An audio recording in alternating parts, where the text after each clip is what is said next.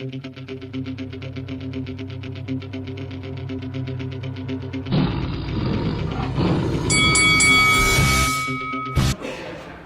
this is Frank Warren. You're watching Lights. This is Faisal Khan for Lights Out, proudly sponsored by Spartans Law. We're here in Birmingham for this weekend's Magnificent Seven show. Delighted to be joined by Birmingham's very own, the English heavyweight champion, Mr. Sol Dacres. Big Sol, how you doing, mate? Yeah, man, I'm all good. Yourself? I'm all right, thank you very much for asking. Take two, so hopefully the camera works this time. Don't know what on earth has been going on with it. But yeah, Sol, you must be a bit disappointed because I understand you sold a lot of tickets for your supposed fight with Mr. David Adeleye, but that's not fallen through in the end.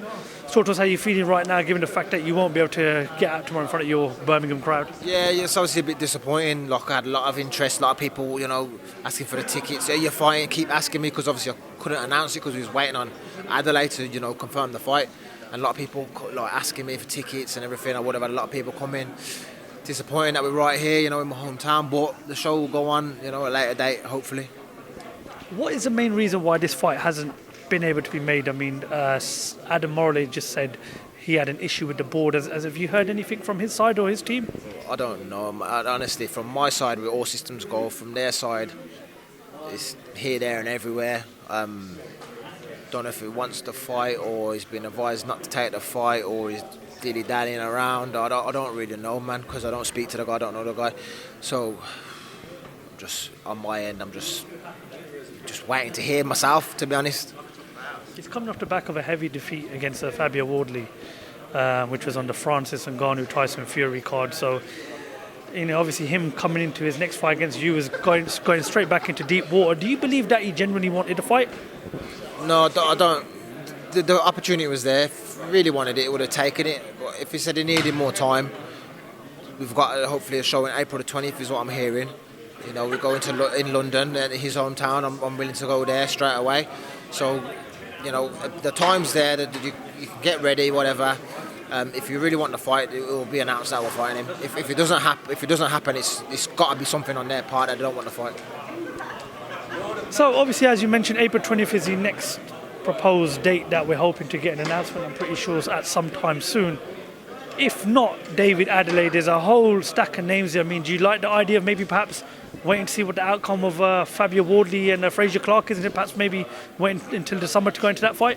Yeah, that was the plan, was to fight the winner of that anyway. So we still want the winner of that, but obviously we wanted to get active this weekend and then hopefully, get ourselves active, get a nice win, and we're rolling into that one. I don't want to wait around for the winner of that, then it's going to be another however many months till, they're ready to go again and whatever's happening again. So hopefully get this fight done, and then I still want the winner because I want the British title. So this year, by the end of this year, I want to be a British champion. That's what can happen as long as the fights get made. What's your thoughts on the Wardley-Clark fight? It's an interesting one. Who would you give the upper hand to? Who do you believe wins that fight, Sol? Yeah, a lot of people are asking me, and it's hard because Fraser's a much more seasoned amateur. Probably I'd say he's got the more tidy boxing skills. I've done lots around with Fraser over the years. Good boxer, Olympic bronze medalist. But the program can be different. Wardley, a bit more raw, a bit more ragged. He's got a bit of power, and we see how the stamina over the 12 rounds. He's had a bit more experience now in the pro ranks. So we'll see how it goes. If Fraser can, let his amateur experience carry through over the rounds, or is he going to get clipped and how's he going to take it? So you have to see how it goes. There's unanswered questions that need to be seen in there. I'm pretty sure, just like myself, Mike Tyson's one of your biggest legends. He's going to fight Jake Paul. Yeah, just sum it up. Oh, a joke, man. Jake Paul should be ashamed of himself for even taking a fight against Mike Tyson. Any true fighting man, anyone that boxes, Mike Tyson's a legend. You're not going to fight him. He's a 50-odd-year-old man. He's had his career. He's, been a great fighter, great legend. And you're going to go in there and try to take something off his name as an old man. It's disgraceful, to be honest. And no real fighting man would do that. Mike Tyson, he's a legend. Leave him alone. The greats have had their time. You don't go trying to do something against an old man. I mean, I'm not saying Jake Paul's amazing. Who knows? Mike Tyson could still have enough in the tank to beat him. But it's disgraceful from Jake Paul even entertaining that thought. It's not like he needs money. He's come from money. So what's he doing it for? To say, oh, I beat Mike Tyson at 50-year-old Mike Tyson. He'll get no respect and no ratings for that. Jake Paul's always said that I don't get the credit that I deserve. People say I'm not fighting real boxing men. You don't deserve no credit. I'm going to ask you a question now, yeah? Let's say that was proposed to you. Yeah. There's good money on the table. Let's say do it over in America. Would you entertain it? No, I couldn't because it's Mike Tyson. No, not Mike Tyson, Jake Paul. Oh, to fight Jake Paul? That'd just be like an easy cash and grab for me, yeah. Like, yeah, okay, I'll do that. Get me scheduled in to fight someone else proper a few weeks later, you know what I mean? That's just easy money. That is just easy money right there. Is there nothing that you look at Jake Paul as a fighter and respect? You don't respect any of his skills? No, not really. Not really. But, like, he lost to Tommy Fury. Look at that fight. That fight wasn't the best fight, you know what I mean?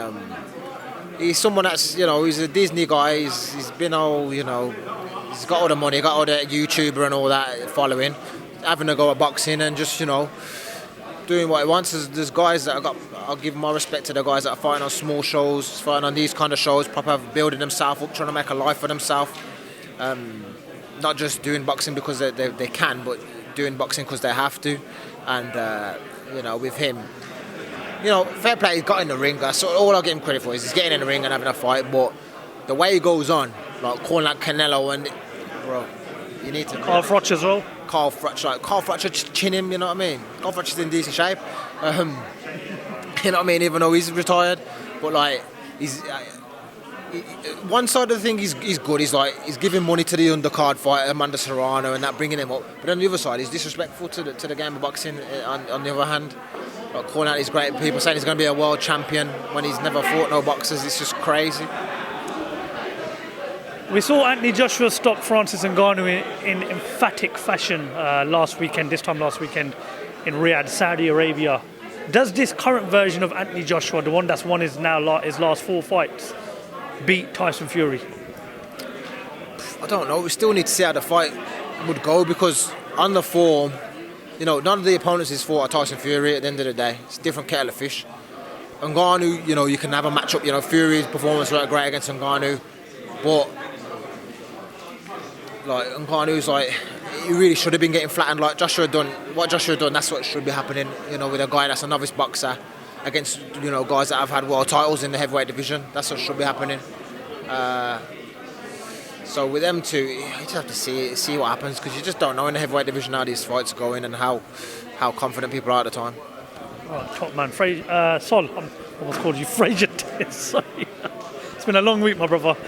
Listen, appreciate your time as always. You're going to be at the show tomorrow night? Yeah, I'll be there, man. All right, fingers crossed. Hopefully we catch up with you tomorrow night at the show, yeah? Thank you very much for your time. Respect, man. Nice one. Thank you very much, bro.